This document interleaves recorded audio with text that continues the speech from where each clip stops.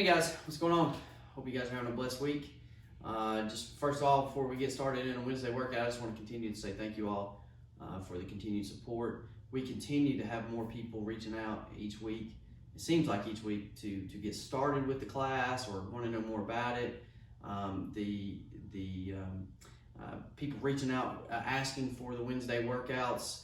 Hey, I'm out of town, I want to still do it. I love to hear that. I love people trying to make time for themselves or time for fitness, even when they're on, don't have access to a gym. Motto for the class is, with all these workouts, I feel confident with all the workouts that we've provided throughout the last year, and especially even with the Wednesday workouts, that you can do these things at home, whether you're traveling, you don't have a lot of equipment, you only have limited things that you actually have access to. You don't need too much space, but you can still get them done in some shape, form, or fashion, right? So we can always be doing something to try to help ourselves out for the longevity of our lives. So just want to continue to say thank you all for your support. I will continue to say that, it feels like every week, and I will continue to say thank you because my family is truly blessed to have you all go along this ride with us. So we do thank you for that. But let's talk about the Wednesday workout. Wednesday workout this week, guys, should be very quick, very punchy. On Sunday, long grinder of a workout as far as the time domain, 30 minutes, 30-minute EMOM with several different movements with some built-in rest there, understandably so. It wasn't, that workout was not really made to kind of punch you to where you feel like you're barely being able to finish those rounds. It wasn't made for that. It doesn't always have to be so intense. If some of the athletes kind of felt that was maybe that is on me to not be able to be with you and maybe make those adjustments for those athletes that might need it. But that wasn't made to be too difficult. It doesn't have to be super intense in order to get a good workout. This one today, it should be intense. This one should be pretty punchy. You should feel, you might even be rolling on the floor after this one. And if you do, let me know, because that means you did it right. So this one today is 3 quick rounds for time of 50 air squats, 10 hand release push-ups, and 10 jumping lunges. So let's just break that down real quick. Again, 3 rounds of 50 air squats. Air squats should be standing tall to start. Hips drop down, breaking parallel. Ideally, if we can't, that's fine.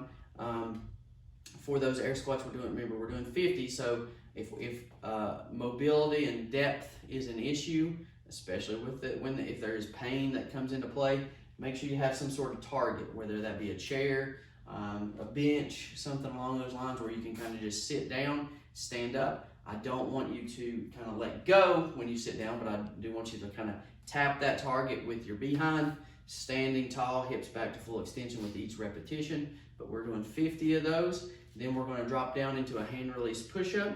The push-up should be starting at the bottom. We press up, we come back down, we remove our hands from the floor. It doesn't have to be very dramatic, like really high or out or up or whatever. I just need them to disengage from the floor, and then we press back up. 10 total reps. I need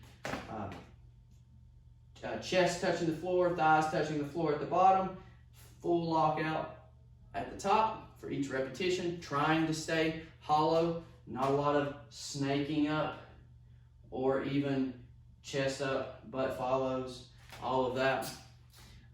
If we do need to drop that down to the knees to have kind of knees on the floor push up, or even to a bench, or even on the wall, you guys should know our scales by now. If you don't, let me know. We can go over those with you.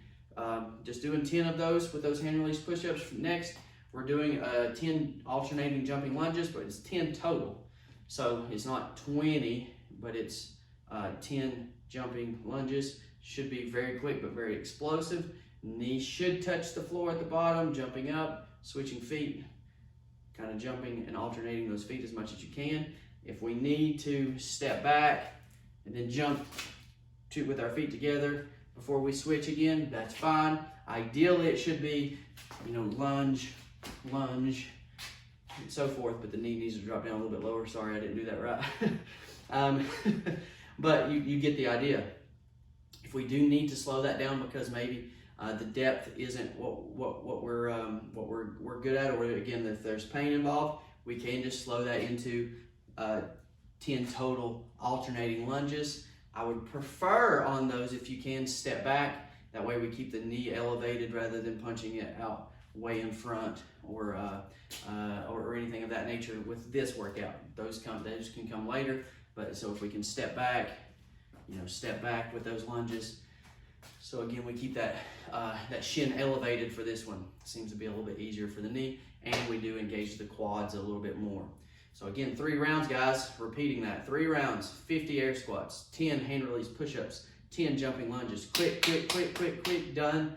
Should be in and out of there fairly quickly. Should feel this deep in the legs. The legs are gonna be a little wobbly after you're done, because I mean the reps add up. That's 150 air squats followed by some explosive jumping lunges, and you get a small break with the hand release push-ups, but you will be engaging that core, keeping the legs kind of stiff and tight as we press up. So they're going to get a little bit of relief there, but they should still be engaged within your push-up in some manner. Okay.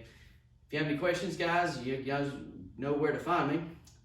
Either Facebook, Instagram, whatever. Hit me up with an email if you need it. Let me know if you need anything else, guys, whether it be nutrition, extra mobility. Check out some of the other active recovery workouts on YouTube as well, because those are very important. Spend some time doing some mobility. That way, these joints need to be able to move through full range of motion, and so just doing the workouts isn't probably going to fix or repair some of those issues. Spending some time within some mobility, just kind of hanging out within some stretching, meditative states, things like that can kind of reset the mind, recalibrate the body, so that way when we do come to do the training, we're ready to do so. So again, guys, hope you have a great week. Let me know if you need anything. God bless.